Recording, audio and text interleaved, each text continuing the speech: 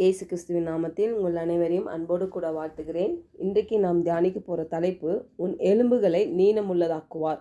He will make your bones strong and healthy. வசனம் ஏசாயா 58:11.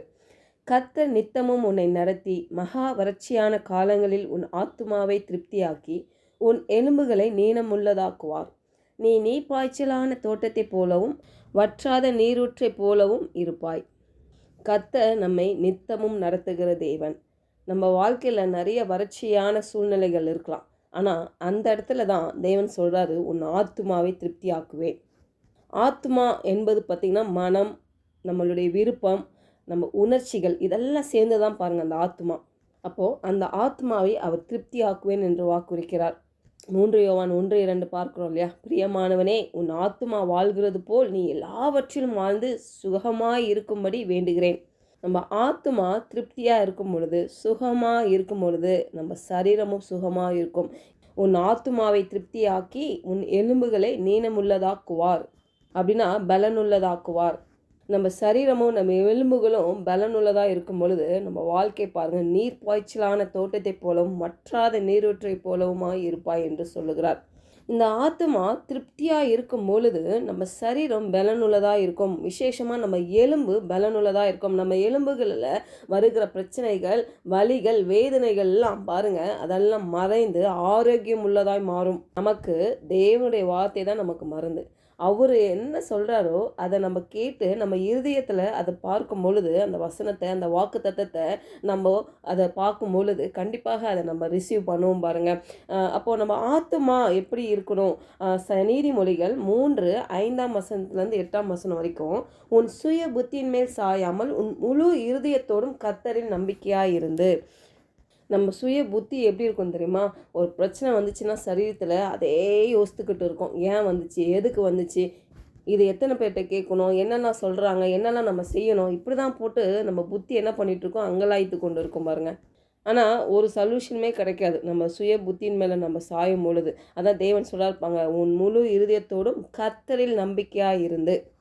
நம்ம ஆத்துமாவில், நம்ம இருதயத்தில் கர்த்தருக்கு முதலிடம் வைக்கும் பொழுது, கர்த்தரை சார்ந்து வாழும் பொழுது, அவர் மேலே நம்ம விசுவாசம் வைக்கும் பொழுது பாருங்கள், அந்த பரிசுத்த ஆவியானவர் வைத்து நம்மளை அழகாக வழி நடத்துவார்.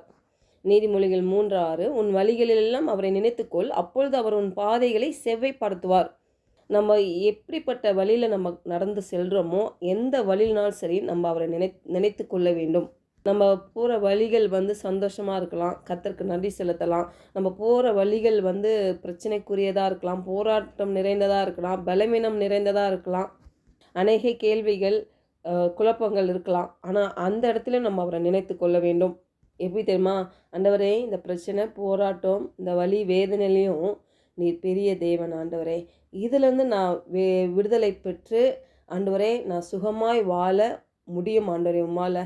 ஆண்டவரே, அந்த தேவனை நான் ஸ்தோத்தரிக்கிறேன், அந்த தேவன்களை நான் துதிக்கிறேன், அவர் மேலே நான் நம்பிக்கை வைத்திருக்கிறேன். என் பிரச்சனையிலேருந்து என்னை அற்புதமாக வெளிக்கொண்டு வர உம்மால் முடியும் ஆண்டவரே, அதுக்காக உமக்கு நான் நன்றி செலுத்துகிறேன். அப்படி அவரை நினைத்து கொள்ளும் பொழுது நம்முடைய பாதைகளை அவர் செவ்வைப்படுத்துகிறவராய் இருக்கிறார். நீதிமொழிகள் 3:7, நீ உன்னை ஞானி என்று எண்ணாதே, கர்த்தருக்கு பயந்து தீமையை விட்டு விலகு. அநேக வேளையில் நம்ம செய்கிறது தான் ரொம்ப கரெக்டு இல்லை?